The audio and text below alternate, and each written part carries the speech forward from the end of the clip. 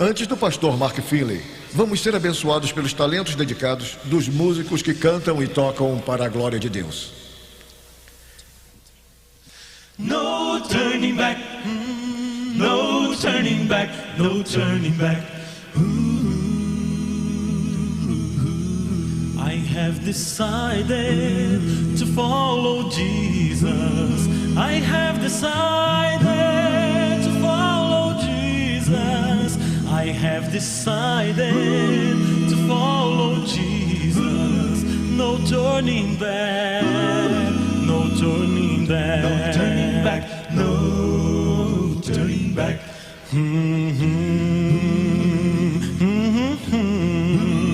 Though no one join me, still I will follow. Though no one join me, still I will follow. Though no one join me, still I will follow. No turning back, no turning back, no turning back, no turning back. The world behind me, the cross before me. The world behind me, the cross before me. The world behind, the cross before me. No turning back, no turning back, no turning back, no turning back, no turning back.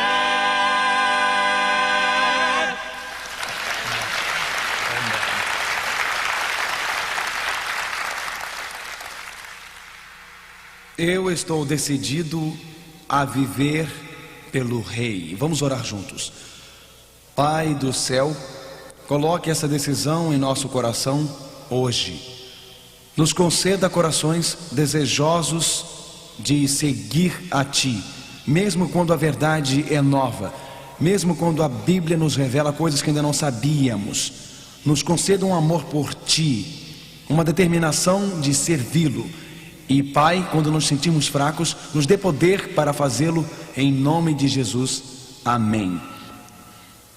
O nosso tema hoje é a maior farsa religiosa da história. Há alguns anos, um dos czares da Rússia estava andando por um daqueles lindos parques russos. E enquanto ele andava, notou em uma esquina distante e remota daquele parque magnífico alguma coisa muito estranha e bizarra. Ele estava longe do castelo e enquanto pensava naquilo no parque, notou um guarda fardado em pé. E ele pensou: por que será que ele está em pé? O que será que ele está guardando? E então ele disse ao guarda: Senhor, o que está guardando? E o homem disse: eu não sei, czar. Eu estou um pouco incerto, mas meu superior mandou eu ficar aqui em pé de guarda. Mas o que você está guardando? Eu não estou certo. Você não está certo? Não. O que você estava fazendo ontem? Em pé de guarda. O que estava fazendo antes de ontem? Em pé de guarda. E um dia antes? Em pé de guarda. Mas o que você está guardando? Eu não sei, senhor. Mas eu obedeço ordens e fui instruído para vir aqui e montar guarda. É o que eu estou fazendo. O czar era um homem muito inquisitivo.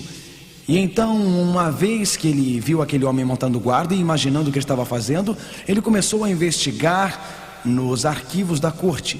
E nenhuma pessoa na corte sabia porque o guarda estava de guarda lá. Mas sabiam o seguinte: que esta ordem havia sido passada pelos seus superiores, que receberam de seus superiores, que por sua vez receberam dos superiores deles.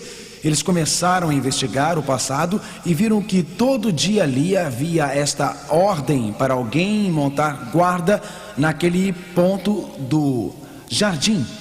Ao começarem a estudar isso, eles abriram as arcádias, onde estão arquivos antigos da corte, e para surpresa deles, descobriram o seguinte: cerca de 100 anos antes, Catarina a Grande recebeu um buquê de rosas de presente de aniversário. E uma vez que era um pequeno buquê de rosas, apenas um singelo buquê de rosas, a corte não queria que ninguém passasse nela e tropeçasse. Então, 100 anos antes, foi passada uma ordem. Diziam os arquivos da corte, e a ordem era a seguinte: fique de guarda das pequenas rosas. Só que essas rosas já haviam morrido há muito tempo. Mas, uma vez constatado nos arquivos da corte, aquela tradição foi seguida sem ninguém averiguá-la, sem ninguém explorá-la, sem ninguém investigá-la, porque todo o mundo sempre a obedeceu. Poderia ser que uma antiga tradição tenha vindo para a igreja cristã? Poderia ser que dentro da igreja cristã tenha entrado um regulamento feito pelo ser humano, em vez de um regulamento feito por Deus, que na verdade não estudamos, não exploramos, que uma geração após a outra simplesmente aceitando que este era o comando de Deus. Poderia ser que a igreja cristã de hoje está na verdade guardando, e algumas delas lutando por uma tradição antiga? Não seria obra do diabo nos confundir? Não seria obra do diabo substituir uma verdade por uma mentira? Trazer uma tradição para a igreja cristã?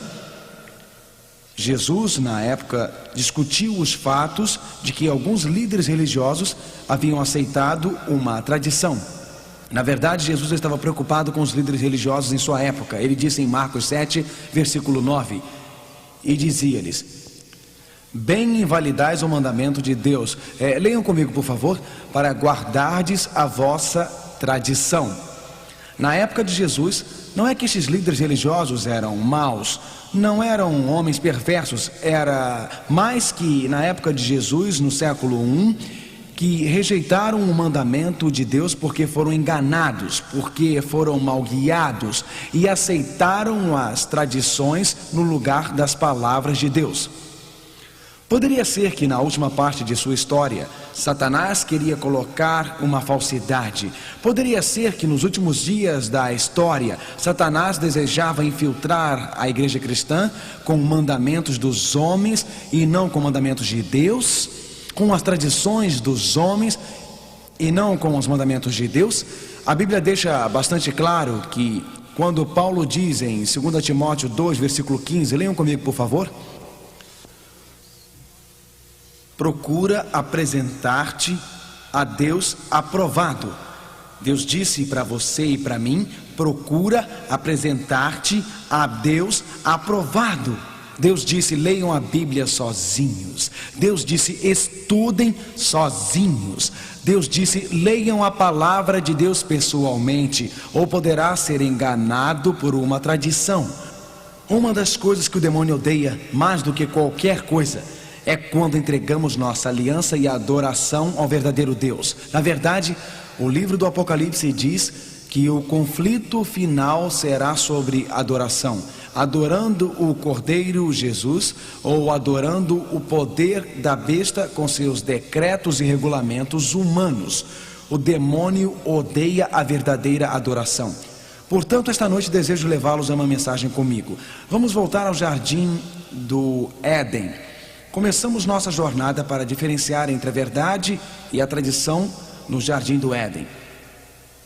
O livro do Apocalipse revela este grande conflito nos últimos dias sobre a adoração do Criador.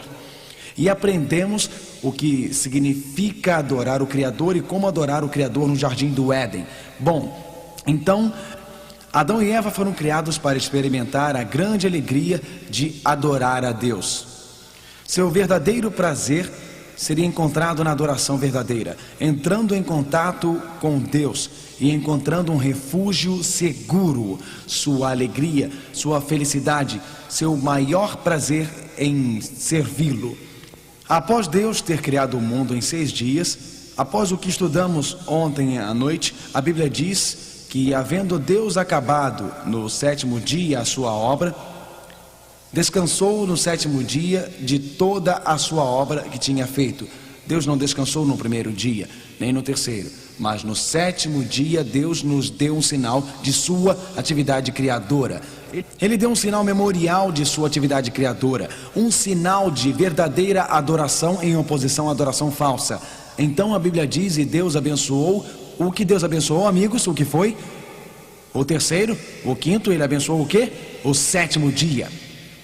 E o santificou porque Deus descansou de todo o seu trabalho que Deus criou em Gênesis 2, versículo 2 e 3. Portanto, após Deus ter criado o mundo em 6 dias, Ele separou o sétimo e Deus descansou no sétimo dia. Deus abençoou o sétimo dia. Deus santificou e separou o sétimo dia. O sétimo dia era um sinal de lealdade, um sinal de aliança, um sinal de adoração do verdadeiro e genuíno Deus do universo. Quando Deus entregou a Moisés os 10 mandamentos, ele escreveu aquelas leis com o seu próprio dedo sobre uma placa de pedra, para nunca ser anulada, para nunca ser apagada, para nunca ser mudada. O que dizem aqueles mandamentos? Lembrem-se do sábado e o mantenham sagrado. E grande parte do mundo o esqueceu.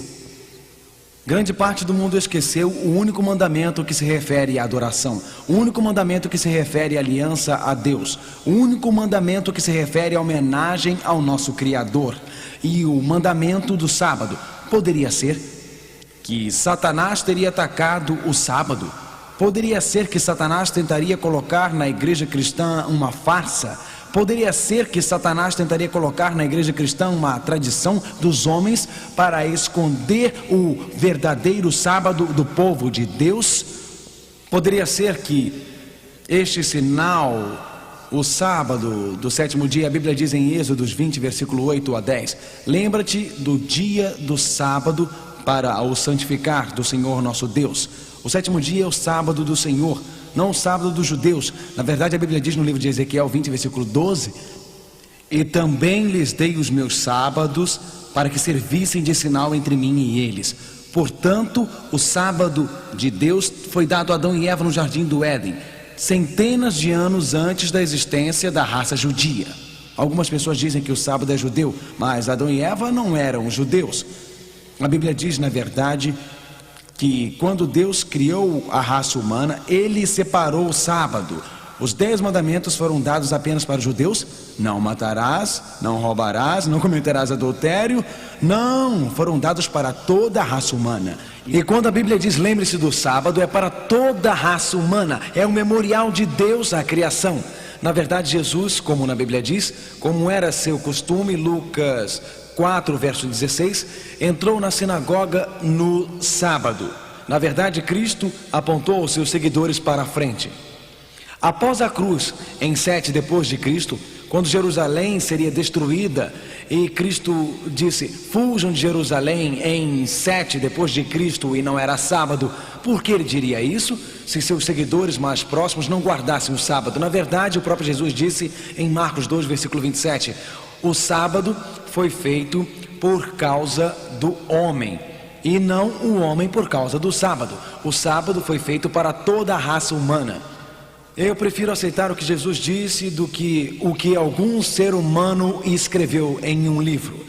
Os discípulos guardaram o sábado da Bíblia, eles não mudaram, porque na verdade as escrituras dizem em Atos 13 que o apóstolo Paulo, quando entrou na sinagoga para pregar o evangelho no sábado, os gentios, os não-judeus, disseram, Paulo, pregue para nós. Ele não disse amanhã ou no domingo, ele disse, voltem no próximo sábado. A Bíblia diz em Atos 13, versículo 42 e 44, e no próximo sábado, quase toda a cidade foi escutá-lo, ouvir as palavras de Deus. A Bíblia é bastante clara que o sétimo dia da semana é o sábado. O dia que chamamos sábado, adoro isso neste texto da prosa. O que diz a Bíblia? A Bíblia é abençoada para mim. Os ensinamentos dos homens tantas vezes me enganaram, mas que seja minha única pergunta: o que diz a Bíblia? A Bíblia para mim. Esta noite quero apenas o que a Bíblia diz, e quanto a vocês, amigos, apenas o que escreveu Deus em suas palavras. A profecia revela que Satanás tentaria mudar a lei de Deus. Venham comigo esta noite às antigas profecias do livro de Daniel. Esta questão da mudança do sábado é mais que uma questão de dia, é uma questão de domínio. É uma questão de controvérsia entre o bem e o mal. É uma questão de aliança, é uma questão de lealdade.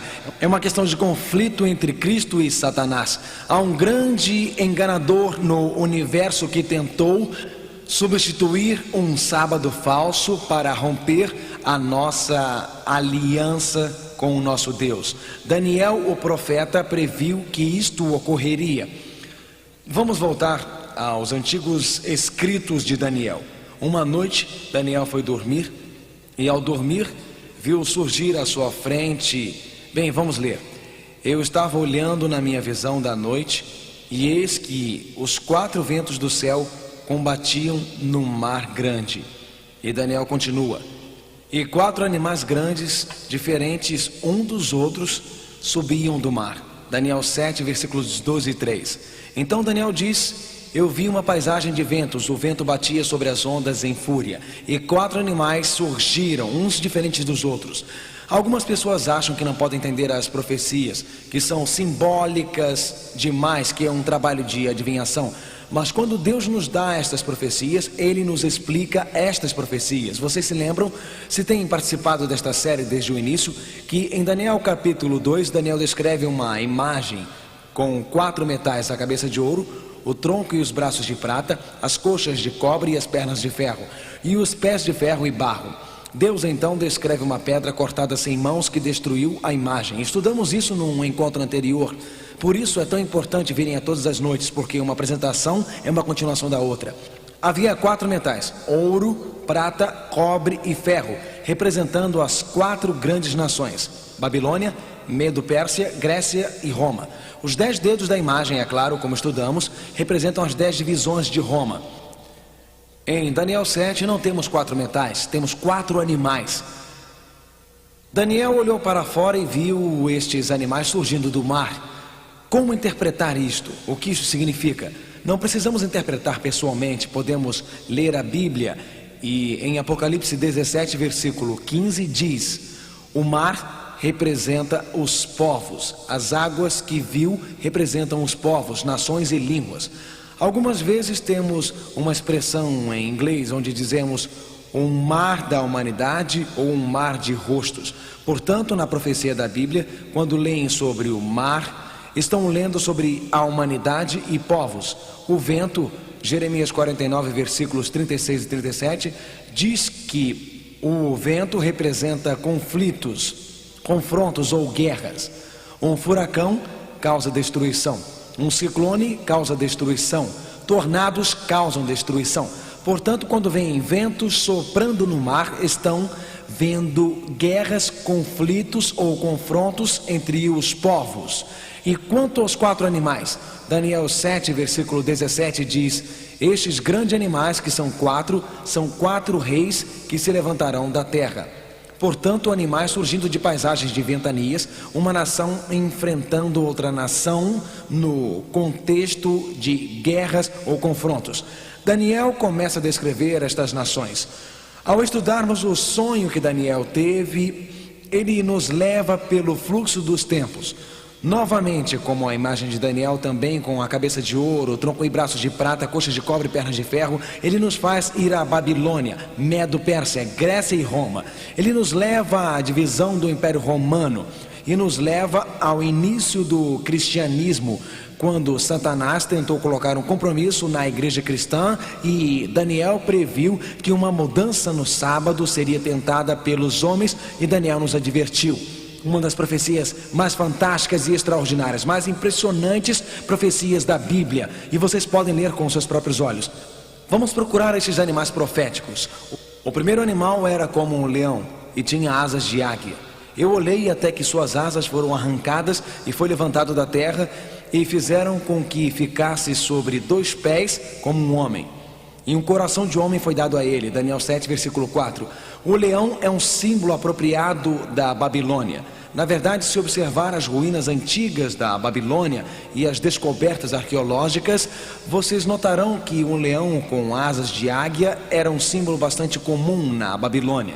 Como a imagem de Daniel também tinha uma cabeça de ouro, o rei dos metais, Também o leão com asas de águia, o leão, o rei dos animais, asas de águia, a águia, a rainha das aves. Portanto, ouro representando a Babilônia. O leão com asas de águia, como vemos na arqueologia, tantos leões com asas de águia guardando a Babilônia. O grande leão que os arqueólogos encontraram no pátio da Babilônia, o leão na parede com asas de águia, o leão das moedas. Na verdade, Isaías e Jeremias dizem: Babilônia, tens um rugido de leão. Portanto, a profecia identificou a Babilônia realmente como um leão com asas de águia. A Babilônia dominou de 605 a 539 a.C. Algumas vezes hoje não denominamos nações com nomes de animais. Temos estes símbolos hoje, não temos? Falamos de vários símbolos de animais que representam nações. Nos Estados Unidos da América, algumas vezes fazemos isso com nossos partidos políticos. Quando pensam num elefante, em que partido pensam? Claro que é o Partido Republicano. E pensam em partidos políticos que algumas vezes são simbolizados por diferentes animais. Isso acontecia nos dias da Babilônia também. O leão com asas de águia representa a Babilônia. Porém, a Bíblia continua. Começa então a descrever o segundo animal que surgiria, um urso com 3 costelas na sua boca. Diz que depois da Babilônia, o primeiro animal surgiria um segundo reino, uma segunda nação. Daniel 7, versículo 5. E eis aqui o segundo animal, semelhante a um urso, o qual se levantou de um lado, tendo na boca 3 costelas entre os seus dentes, e foi-lhe dito assim: levanta-te, devora muita carne. Que nação se seguiu à Babilônia? Medo-Pérsia. Por que Deus descreveria a Medo-Pérsia com um urso que se levanta de um lado com 3 costelas na boca?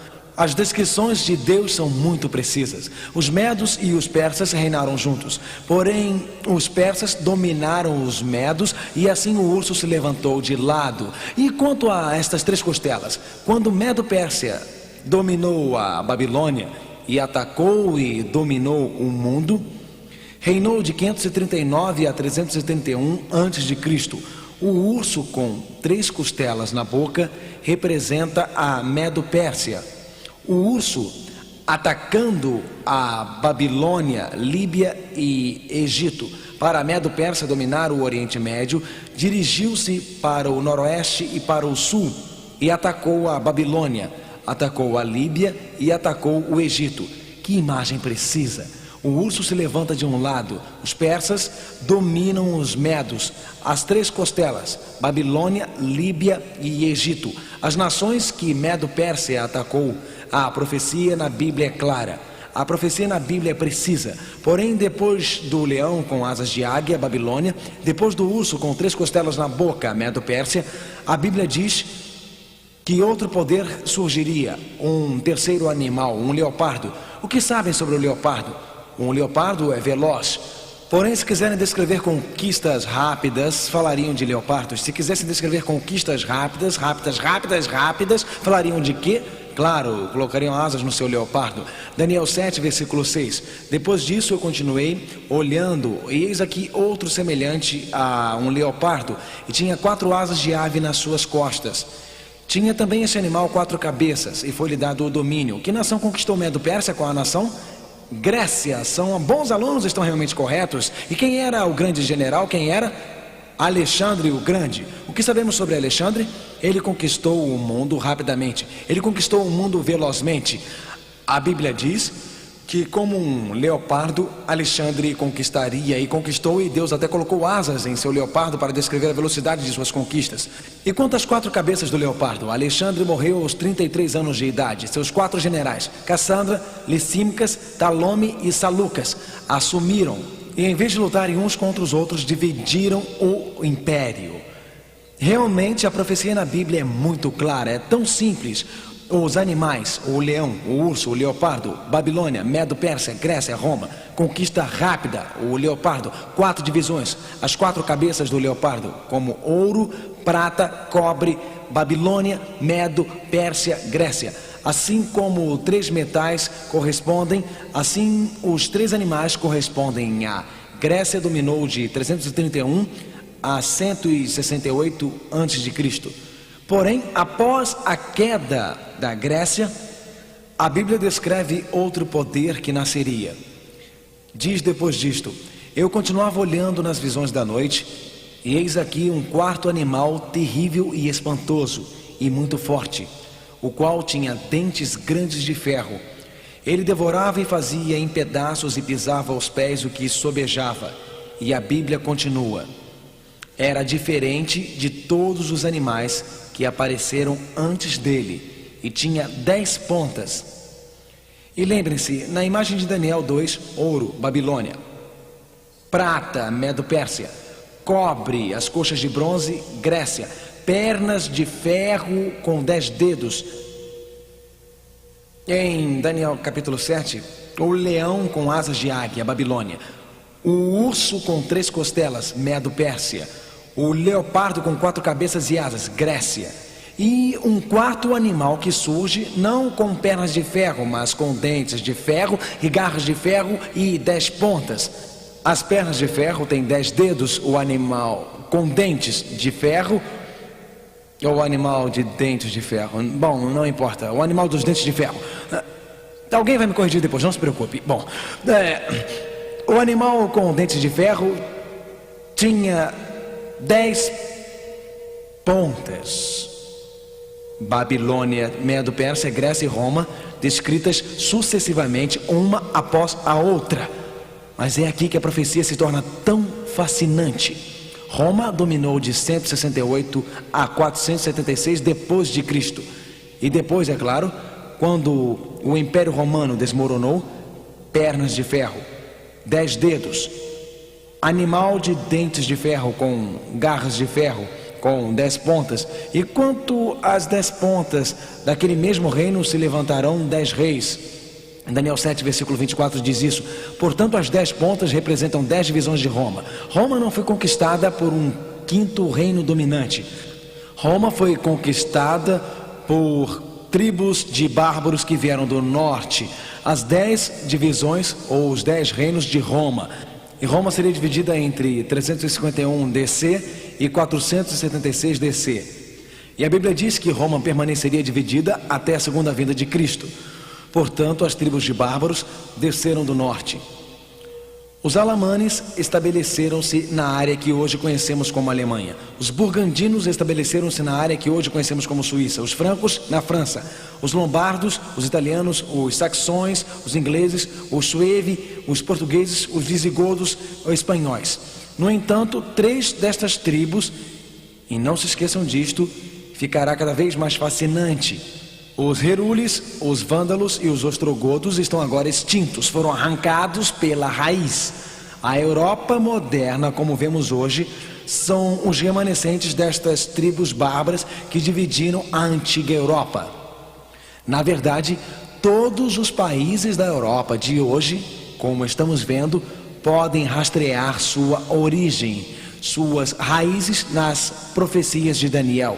4 animais: o leão da Babilônia, o urso, Medo-Pérsia; o leopardo, Grécia; o animal descrito como um dragão, Roma; as 10 pontas, as divisões do Império Romano.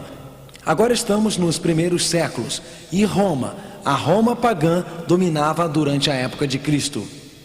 Era por um decreto de César que levou a família sagrada de Nazaré para Belém, que o mundo todo conhece.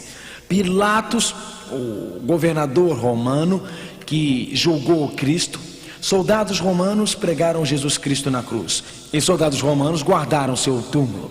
Os romanos dominaram de 168 AC a cerca de 351 DC, mas naqueles primeiros séculos o império se desmoronou, os 10 dedos e as 10 pontas.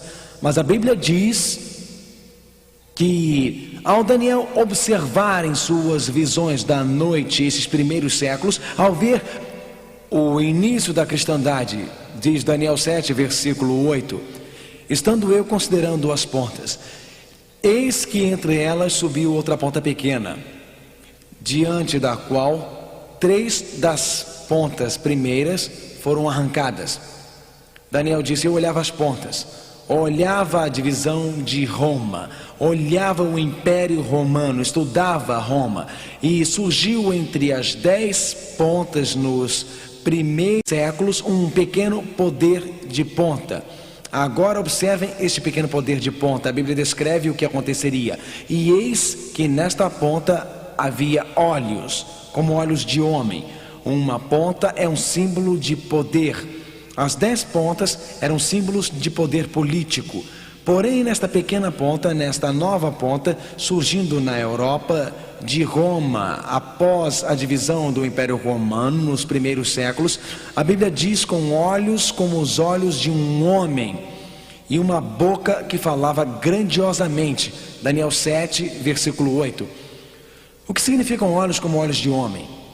Na profecia da Bíblia, um profeta é algumas vezes chamado de o quê? Alguém sabe o que é? Um vidente. Por que um profeta é chamado de vidente? Porque um profeta vê o futuro com olhos de Deus. Portanto, na Bíblia, olhos são símbolos de sabedoria. O profeta tem olhos de Deus, ou visões de Deus, pode ver o futuro e, portanto, o profeta fala com sabedoria divina. Então, se o profeta tem olhos divinos para ver o futuro, esta pequena ponta que cresce de Roma, nos primeiros séculos após o grande Império Romano, esta pequena ponta tem os olhos do homem, porque é guiado pela sabedoria humana, não pela sabedoria divina. É guiado pelo que o homem diz, não pelo que o nosso Senhor diz. E diz dele, surgirá outro depois dele.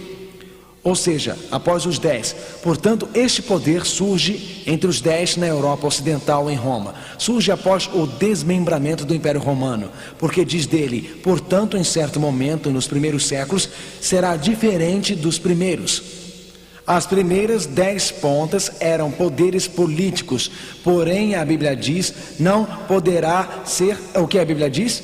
E será diferente. Portanto, este poder surgido de Roma não poderá ser um poder político, porque é diferente. Os primeiros eram políticos, só pode ser um poder religioso. O Império Romano está se desmembrando e um poder religioso surgiria de Roma.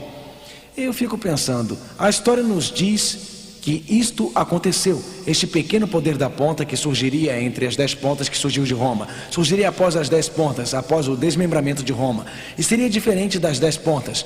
Não apenas um poder político, mas na verdade seria um poder religioso. Substituiria 3 reinos. Lembra os Herules, os ostrogodos e os vândalos extintos, porque não aceitaram a fé de Roma que surgiu durante esses primeiros séculos. E teria olhos como os do homem. Substituiria a tradição humana, substituiria os mandamentos do homem pela sabedoria de Deus. Qual é este poder? Que poder surgiu nestes primeiros séculos? Vamos ver o que os historiadores nos dizem, o que a história nos revela. Esta noite queremos rever a história. Lemos a Bíblia, lemos as profecias. Queremos que a história nos diga o que estava acontecendo enquanto Roma se desmembrava. O que aconteceu quando as tribos bárbaras chegaram a Roma. Vamos deixar que a história nos dê a resposta. E eu cito: das ruínas do Império Romano, gradualmente surgiu uma nova ordem de estados, cujo ponto central era a sede papal.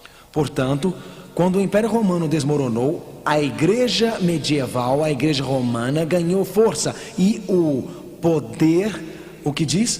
Portanto, inevitavelmente, resultou uma posição não apenas nova, mas bastante diferente. Lembra que a Bíblia diz que um pequeno poder da ponta seria, qual era a palavra? Diverso ou o quê? Diferente. Aqui na igreja ou igrejas, a história monumental do cristianismo, páginas 43 e 44, e diz que a igreja romana cresceria do Estado romano e que seria bem diferente da anterior. Mas o que a Bíblia tem a dizer sobre este pequeno poder da ponta? Este poder religioso e político surgindo de Roma. O que a Bíblia diz que tentaria fazer? Ele proferirá palavras contra o Altíssimo e destruirá os santos do Altíssimo e cuidará em mudar os tempos e a lei. Este poder tentaria mudar todas as leis do nosso Senhor. Esse poder tentaria ou pensaria que tinha autoridade de mudar as leis de Deus. A Bíblia diz que os santos ou o povo de Deus, eles serão entregues na sua mão por um tempo, e tempos a metade de um tempo. Daniel 7, versículo 25. E assim, durante a Idade Média, a igreja medieval traria ensinamentos substitutos para a igreja. Muitas centenas de milhares aceitaram o falso no lugar do genuíno. Daniel 7, versículo 25, leiam comigo, por favor. E cuidará em mudar os tempos e a lei. Só existe um mandamento que tem a ver com o tempo, e é um mandamento do sábado. Ele mudaria os tempos na lei, mudaria os tempos e a lei. Eu fico pensando, como isto aconteceu? Como isto aconteceu? Poderia Satanás ter tentado introduzir um ensinamento falso na igreja? Poderia Satanás ter introduzido um sábado substituto há tantos séculos atrás? Poderíamos estar observando uma tradição semelhante àquela guardada na época do czar, na antiga Rússia? Eu fico pensando, como isto aconteceu? O apóstolo Paulo estava muito preocupado, e o apóstolo Paulo nos avisou sobre o afastamento da verdade. O apóstolo Paulo nos avisou sobre a substituição do falso pela verdade. Ouçam o que Paulo disse. Ele disse: olhai, pois, por vós e por todo o rebanho sobre o que o Espírito Santo vos constituiu bispos, para apacentardes a igreja de Deus, que ele resgatou com seu próprio sangue. E Paulo disse: ouçam, porque surgirá entre vocês, entre seu rebanho haverá perseguição cruel. A Bíblia diz que lobos cruéis surgirão entre vocês e não perdoarão ao rebanho. Isto aconteceu, a igreja cristã foi perseguida, não foram queimados na fogueira, não foram lançados aos leões, o sangue dos cristãos não foi derramado. Porém, quando Satanás viu que não poderia destruir a igreja pela perseguição, Paulo disse: não estou só preocupado com os lobos cruéis, não estou só preocupado com a perseguição externa, pois estas são as palavras do apóstolo. Estas são as palavras de Paulo para os primeiros líderes cristãos. Ele disse que dentre nós mesmos, Paulo reuniu os líderes cristãos e disse: entre vocês mesmos, dentro da igreja cristã, ele disse: dentre vós mesmos se levantarão homens que falarão o quê? Coisas perversas. O que significa perversa? Torta, falsa, enganadora. Paulo disse: não estou só preocupado com o que acontece com a perseguição externa, mas estou preocupado com o que acontece entre vocês, quando coisas perversas são ensinadas dentro da igreja, quando o falso é aceito como realidade. Na verdade, Daniel diz em Daniel 8, verso 12, que a verdade de Deus cairá por terra. Novamente vamos recorrer à história. A história nos diz que nestes séculos 300, 400, 500 depois de Cristo, que direitos e tradições entraram para a igreja. Isto é o que a história diz. Eu estou citando: no intervalo entre os dias dos apóstolos e a conversão de Constantino, ritos e cerimônias que nem Paulo nem Pedro ouviram falar, silenciosamente tornaram-se uso comum. E então alegaram a patente de instituições divinas. A igreja antiga, páginas 6 e 7. Portanto, algo penetrou silenciosamente na igreja. Poucas pessoas perceberam o que estava acontecendo. Poucas pessoas perceberam o que havia ocorrido. Porém, estas tradições penetraram silenciosamente na igreja e depois alegaram a patente de instituições divinas em uma geração após a outra. Na verdade, foram aceitas. A propósito, quantas pernas tem uma aranha? Sabiam que em 350 a.C., Aristóteles, o grande filósofo, disse que uma aranha tem 6 pernas? E por 20 séculos, porque Aristóteles disse, todos acreditaram. E ninguém se deu o trabalho de contar.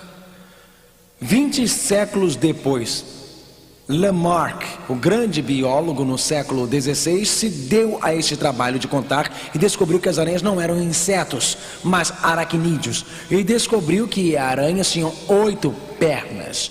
Mas você não duvida de Aristóteles. Se Aristóteles disse, então é assim que é.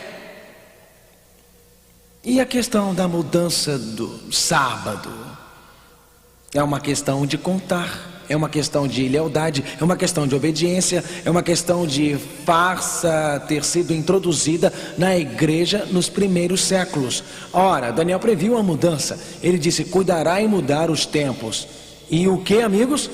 As leis. Daniel 7, versículo 25. Daniel previu as mudanças. Vamos olhar os registros da história e os registros da igreja. Vamos olhar a igreja medieval. A igreja medieval alega que mudou o sábado da Bíblia. Sabem, eu fui criado em uma adorável casa católica romana. Eu ajudei o padre no altar durante a minha infância. Mas ao começar a estudar essas profecias, cuidará de mudar os tempos e as leis, eu recorri ao meu catecismo, aos primeiros ensinamentos da igreja. Sabe o que um dos mais famosos autores romanos na América, James Cardinal Gibbons, que viveu no século XIX, disse? Foi isso que ele disse. Ele disse: poderá ler a Bíblia do Gênesis ao Apocalipse e não encontrará uma única linha autorizando a santificação do domingo. E ele continua: as escrituras reforçam a observação religiosa do sábado. E neste ponto concordo totalmente com James Cardinal. As escrituras reforçam a observação religiosa do sábado. Podem encontrar isto na Fé dos Nossos Pais, página 89. Um cardeal católico disse isto no Catecismo da Conversão, a conversão do Catecismo de Peter Gierman, em 1948. Por favor, leiam. Sabem que este catecismo foi usado para centenas de milhares de católicos convertidos entrando para a Igreja Católica. A pergunta: qual é o dia do sábado? Resposta: sábado é o dia do sábado. O catecismo diz que sábado é no sábado. Pergunta: por que observamos o domingo e não o sábado? E isto é o que o catecismo diz. Resposta: porque a Igreja Católica transferiu a solenidade de sábado para domingo. Estão vendo? Isso não foi feito sem pensar. Para pessoas honestas, para pessoas que querem realmente saber, o catecismo é bastante claro. A igreja transferiu o dia do sábado para o domingo. Eis a enciclopédia católica. Podem procurar em qualquer biblioteca. Diz isso: a igreja, após trocar o dia de descanso do sábado dos judeus, ou o sétimo dia da semana, para o primeiro, foi o terceiro mandamento. E sabem por que a Igreja Católica fala que é o terceiro mandamento e não o quarto? Porque o que não adoramos não está lá. O terceiro mandamento se refere ao domingo, que seja mantido sagrado como o dia do Senhor. Enciclopédia Católica, volume 4, página 153. Portanto, a Enciclopédia Católica diz que a Igreja mudou o dia. Em 88, Stephen Keating, um dos mais famosos autores católicos dos Estados Unidos, escreveu sobre o fundamentalismo, escreveu sobre protestantes, e isto é o que ele diz. Ele diz: os fundamentalistas reúnem-se para adorar no domingo, são cristãos protestantes. No entanto, não há evidências na Bíblia de que a adoração conjunta deveria ser aos domingos. O sábado judeu, ou o dia do descanso, era, é claro, no sábado. Foi a Igreja Católica que decidiu que o domingo deveria ser o dia de adoração para os cristãos em honra da ressurreição. Carl Keating, Catolicismo e Fundamentalismo, 1988, página 38. Portanto, Keating diz: sim, foi a Igreja que mudou o dia, e ele acrescenta: em honra da ressurreição. Mas Deus já nos deu um sinal da sua ressurreição. Como celebramos a morte de Cristo? Com a comunhão. Se querem celebrar a morte de Cristo, comunguem. Mas a Bíblia diz em Romanos capítulo 6: quando muitos foram batizados em Cristo, morrerão em Cristo, mas ressuscitarão em honra ou em semelhança à ressurreição. O batismo é o símbolo da ressurreição. Deus nunca nos disse para guardar o domingo em honra à ressurreição. Vamos para o túmulo na terra, somos enterrados e depois saímos vivos, uma nova vida em Cristo. Ressuscitamos como Cristo para uma nova vida. Realmente, Carl Keating tinha razão. A igreja realmente transferiu o dia do sábado para o domingo. Eis o mais novo catecismo, é chamado Catecismo Controverso. Quer dizer, o catecismo que responde às controvérsias, recentemente publicado. Pergunta: quando os protestantes profanam o trabalho no sábado ou no sétimo dia da semana, seguem as escrituras como sua única regra de fé? Agora escutem o que ele nos dá como resposta. Pelo contrário, eles têm apenas a autoridade da tradição para esta prática. Ao profanar o sábado, eles violam um dos mandamentos de Deus. que em seus princípios nunca foram revogados. Lembra-te do dia do sábado para o santificar. Catecismo Controverso, página 60. Estão vendo, amigos? A igreja medieval disse: nós temos autoridade, podemos transferir o sábado. Eles alegaram ter autoridade e, portanto, dizem aos protestantes: realmente, se estão seguindo a Bíblia, deveriam voltar à Bíblia e observar o sábado. Mas se aceitarem a autoridade da igreja romana, então tudo bem guardar o domingo. Este é o raciocínio. E quando Martim Lutero, o famoso teólogo alemão, estava discutindo com o Dr. Eck na Reforma, estava discutindo sobre a Bíblia e apenas a Bíblia. Escutem os argumentos que o Dr. Eck usou contra Martim Lutero. Dr. Eck, o teólogo católico, discutiu com Lutero e foi isto que ele disse. Estou citando de cânone e tradição, o famoso registro histórico deste evento. A autoridade da igreja não poderia estar presa à autoridade das escrituras, porque a igreja havia mudado o sábado para domingo, não por um comando de Cristo, mas por sua própria autoridade. Cânone e Tradição, página 263. Dr. Eck argumentou assim. Ele disse: Lutero, você não pode dizer que devemos recorrer à Bíblia e apenas à Bíblia. E o motivo de não poder dizer isso, Lutero, é porque a igreja mudou o sábado e a autoridade da igreja está acima da autoridade da Bíblia. Realmente, cristãos que acreditam na Bíblia são levados a estas palavras provocadoras em Malaquias 3, versículo 6. Porque eu, o Senhor, não mudo. Jesus Cristo é o mesmo, ontem, hoje e eternamente. Amém, irmãos. Adão e Eva mantiveram o sábado como sagrado. O sábado foi dado como parte dos 10 mandamentos. E Deus disse: lembra-te do sábado e mantenha-o santificado. O sábado era o sinal entre Deus e o seu povo. Realmente Jesus guardou o sábado. Os discípulos guardaram. O livro de Daniel revela que homens tentariam mudar a Bíblia, sábado. Mas como a adoração aos domingos penetrou na igreja. John Eadie, doutor em divindade, em sua Bíblia Enciclopédica, página 561, diz isso: sábado, uma palavra hebraica significando descanso. Domingo era o nome dado pelos pagãos ao primeiro dia da semana, porque era o dia no qual adoravam o sol. Realmente estamos começando a entender agora, amigos. Satanás mudaria as leis de Deus. Ele faria com que a Igreja Católica aceitasse o símbolo de adoradores antigos do sol ao pensarem que estavam aceitando um símbolo da ressurreição. Que trama perfeita do demônio! Egípcios, babilônicos e muitas culturas antigas realmente adoravam o sol. Estas culturas antigas fizeram do sol um ponto principal em sua adoração. A cada manhã, curvavam-se diante do sol ao amanhecer. Na verdade, os romanos tinham Sunday, o primeiro dia da semana. O sol era o maior corpo luminoso no céu. Portanto, muitas culturas antigas o adoravam. Em Petra, a antiga cidade pagã dos Idimitas, uma cidade encravada na pedra, a cidade rosada do sol. Pode ir até a este templo antigo e subir os degraus para o grande altar do sol. É um altar dos adoradores do sol. Os idimitas eram adoradores do sol. Pode sair de Petra e ir para o Egito, e lá as pirâmides altas diante do sol. Frequentemente vêm os egípcios se curvando adorando o sol. Na Babilônia, os zigorates, com sua escada circular adorando o sol. Sai da Babilônia, pode sair de lá e ir para a antiga Roma e ver o obelisco no pátio de Roma. O obelisco de um passado antigo apontando para o sol e os adoradores do sol. Mas, como os adoradores do sol, como isto passou para a igreja cristã, como o domingo se tornou um substituto para o sábado da Bíblia. O Império Romano estava se desmoronando. Naquela época, em 300, 400, 500 depois de Cristo, o Império estava se desfazendo completamente. E enquanto o Império se desfazia, muitos judeus se rebelaram contra Roma.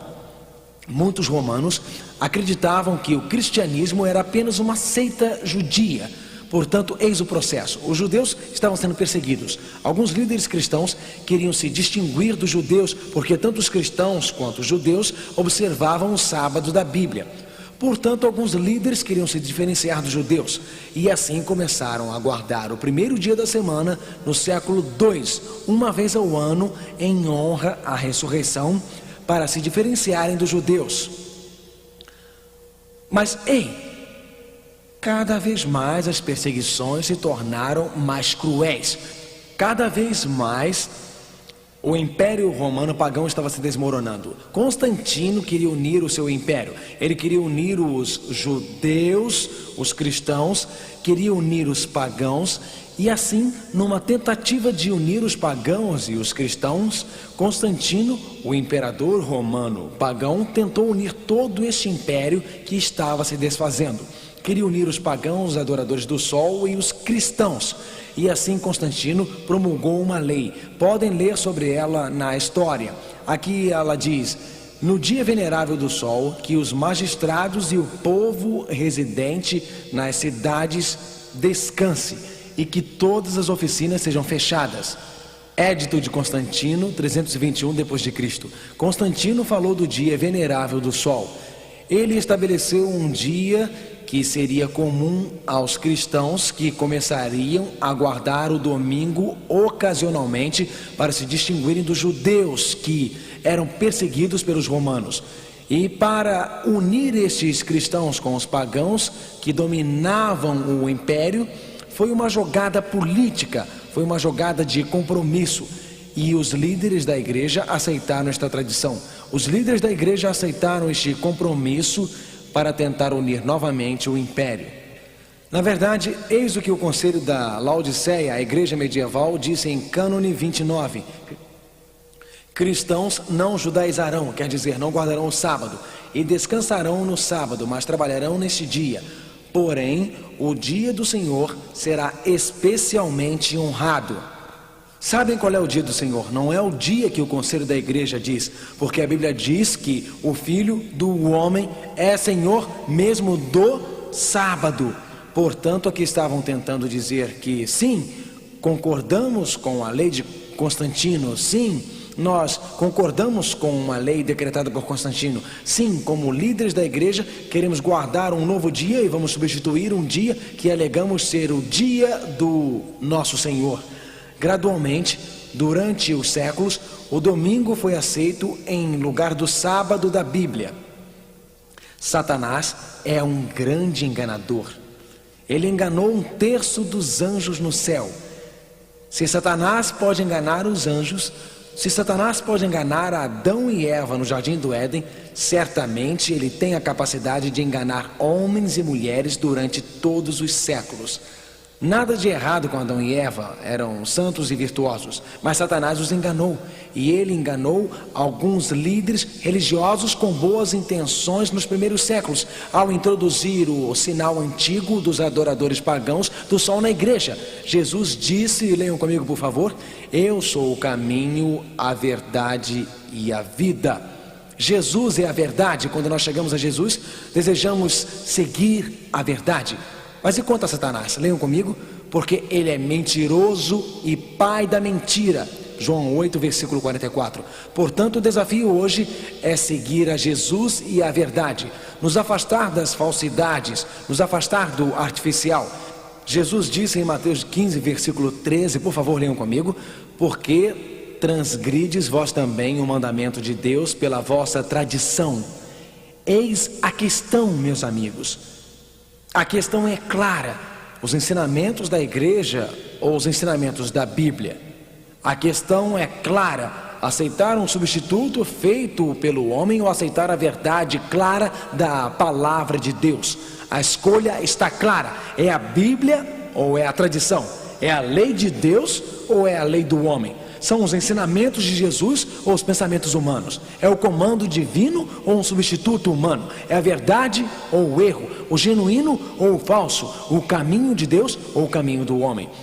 Isto é mais do que uma questão de dias, é uma questão de lealdade, uma questão de adoração, uma questão de uma falsidade que foi introduzida por Satanás, que odeia as leis de Deus. É uma questão de uma tradição que penetrou na igreja. Mas Jesus disse, leiam comigo em João 14, versículo 15: se me amardes, guardareis os meus mandamentos. Vocês o amam esta noite, amigos? Vocês o amam com todo o seu coração? O sábado pode ser novo para vocês. Podem nunca tê-lo estudado antes. No entanto, sentem que estamos vivendo perto do reino de Deus. Estamos vivendo pouco antes da volta de Jesus para esta terra. E sentem que Jesus está se aproximando de vocês, mais perto do que já estiveram antes. Sentem que ao guardarem o verdadeiro sábado descansam. Descobrem que guardando o verdadeiro sábado tem um refúgio. Descobrem que guardando o verdadeiro sábado, esta aliança pode encontrar alegria em seus corações, pode encontrar a felicidade em seus corações, podem ter esta sensação de que Deus, eu sou do Senhor totalmente e completamente. Inclinemos nossas cabeças para orar. Gostaria de dizer, Jesus, eu te amo. Jesus, realmente quero segui-lo. Jesus, não quero seguir as tradições do homem. Eu quero seguir Jesus, ó Pai no céu. Esta noite vemos que uma farsa penetrou na igreja cristã nos primeiros tempos. Vemos que líderes religiosos com boas intenções se comprometeram.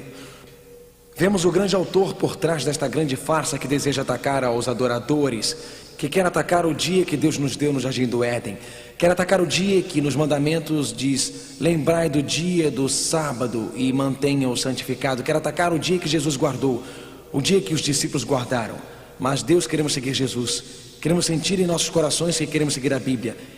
E esta noite, Senhor, estamos determinados em nossos corações a qualquer custo a segui-lo. Dê-nos força, dê-nos a coragem. Isto é o novo para nós, Senhor. Torne claro. Em nome de Cristo, amém. Boa noite e Deus os abençoe.